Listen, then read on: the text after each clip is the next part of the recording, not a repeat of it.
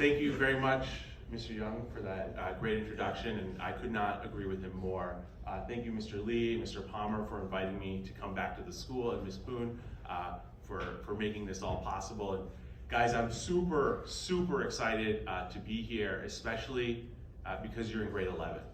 And when I think back to grade 11, and I don't think much has changed, this is really the first time you're really given the opportunity to make choices and get off the established path and choose your own adventure. You're being asked to take different electives. You have the opportunity to get a summer job. You're being asked, what do you want to do in 2 years after you graduate? Do you want to go to college? Do you want to do something else? Do you want to leave Vancouver? Do you want to leave the country? So this is a seminal moment in your lives. And for many of you, for some of you, you're like, hey, I'm okay with this. I've known for a long time what I want to do. And for many of these types of careers, doctor, lawyer, that if you do enough research, you can find a defined beaten path to get there. But for most of you, if you're anything like my grade, you're actually have no idea what you want to do. All these choices can be overwhelming. And you're thinking to yourself, wow, I have to decide now what might affect my career in 5, 10, 15 years? Is this for real? And I'm here to tell you that you don't have to do that. It is totally okay if you don't know what your path is going to be. And even for some of you who think you know what your path is going to be, it will very likely change. And in my experience, in my career, that's what's worked. And what I've found is that as long as you're working hard, improving your skill set, being the best you can be, you will always have the option to pursue your destiny, to take a new path, to shoot for a goal. That is the key, is what Mr. Young said, that hustle, that hard work. You don't need to know the destination right now. Just make sure you're making the most of every day today. Which brings me to my career. You know, the first time I came to speak here several years ago, I was the general counsel of Amazon Canada. And then the second time, I had another senior position at Amazon. And now, I actually own my own business. I have my own law firm, and we've been around for 18 months. And so far, so good. But I really started my career actually in grade 11. What happened was I was making probably not great choices. I was a lifer. I'd had this great run, and you know, sometimes you get these opportunities and your brain, you know, who knows? And my dad, you know, who grew up in East Africa, classic immigrant, was like, Alykhan, you know, if you keep messing around, your life maybe won't be so great. And so he owned a hotel in Seattle by the airport called the Holiday Inn Boeing Field. And he sent me down, you know, it was summer, all my friends were having fun. He was like, no, Alykhan, you're gonna go work down in Seattle. You're gonna work the graveyard shift, driving the shuttle bus to the airport. And I was also the security guard. And you know, I live in Seattle today. I would not go to that place at night now. I have no idea what my dad was thinking. But you know what, it worked. And I was like, wow, I better work harder. I better get back on track. And you know, 2 years later, I found myself in McGill. It was a great school. And you know, having worked with my parents, I had this idea that I wanted to be an entrepreneur. But you know, I probably could have done more at McGill to figure out what my next step was going to be. But you know, when I graduated, I decided to go work for my dad in East Africa. He had a business in Uganda exporting grain. And this was 2004. It was, you know, no iPhones existed yet. If you wanted to use the internet, you had to like go to a hotel and use like an internet cafe. I'm sure today, if I was there, there'd be like amazing social media content. There was none of that back then. And so I decided, you know, I'm gonna go back to North America and find something to do. But you know, when I was there, the experience was phenomenal. My job was to go out into rural Tanzania and negotiate with farmers to buy their annual supply of maize. Like, we had like a bag of cash in the trunk, like a guy who was armed. And like, yeah, it was terrifying just like Seattle, but you know, this was great, really life learning skills on how to negotiate, how to be adaptable. And so anyways, I applied to law school, I applied to some master's programs, and I needed a job to do in the meantime. And so my degree at McGill was in labor relations. And so I got this job working at a trade union in Southern Ohio. Service employees, $11.99. It's a legendary nurses union. And again, another real fish out of water tale.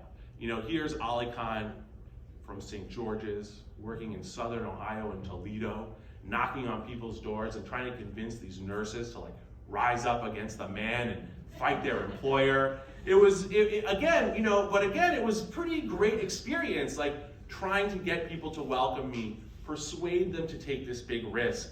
But you know, fortunately, I got into a great master's program at Queens, spent time in China. I then got into University of Toronto Law, which at the time, and I think today is still the best law school in the country.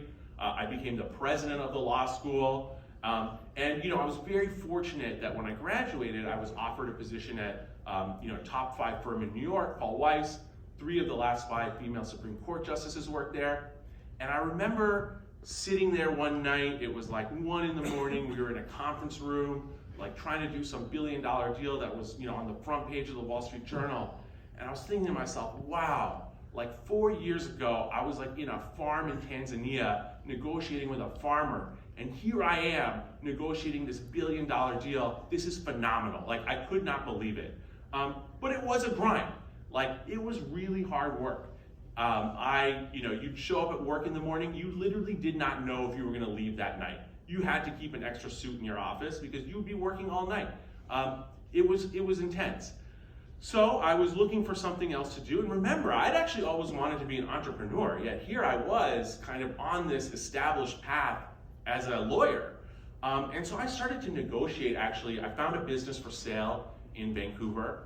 I was negotiating to buy it, and then I got a call from this company called Amazon. And this is 2013. Amazon at that time wasn't what it was today. It was like a bookstore. But Jeff Bezos was like a legendary leader at that time. And I was like, you know what? I'm gonna go there. I'm gonna figure out, you know, how they run a business, and hopefully I'll learn something for myself. I'll only stay there for a couple years. Well, anyways, 10 years later, I had a great career there. You know, I mentioned I was general counsel of Amazon Canada. I helped make Amazon.ca the largest e-commerce retailer in the country. In my fashion job, I helped invent the influencer industry. But you know, I still had something in me that wasn't satisfied. That I was on this path, but wasn't the path I wanted to be on. So around 18 months ago, I started telling maybe a couple years ago, I started telling my friends and colleagues that I was thinking of leaving. You know, this very stable career. And people thought I was nuts. They were like, Alykhan, why would you do this? Like, you are on this path. You were doing great. Why would you leave this? But you know, I knew that I had to do it. And lo and behold, I left, and pretty much right away, things started to click. You know, within my first month, I signed a big client who wanted to do a multi-million-dollar offering. You know, we helped hundreds of startups form. You know, but most importantly, you know, because bills are important, I matched my Amazon compensation within 7 months. And I just could not believe it. But when I think about it, it actually makes sense.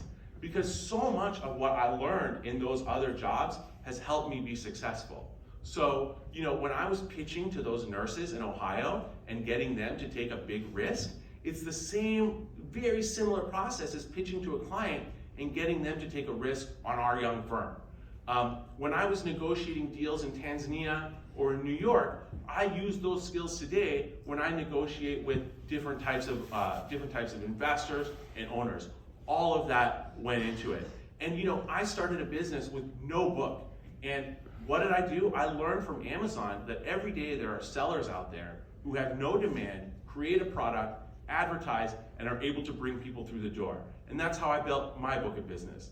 And even that shuttle bus experience is helpful, because when I'm up late at night and I'm like working on a contract, I think to myself, wow, this is a hell of a lot better than when I was up all night driving that shuttle bus. I'll tell you that much. And which is to say that, you know, you guys are now here, you have this wealth of opportunity, this wealth of options that people would honestly like trade for your seat in a second. But this is the world you know, and you could be overwhelmed, and that's fine, and that's fair. But as long as you are working hard, being your best self, making those choices, you can feel free to take that risk. You can feel free to go off the beaten path. Because if you do that, in 20 years, you will have the confidence when people are calling you crazy to leave your stable job and take a risk on yourself and create your own destiny. Thank you.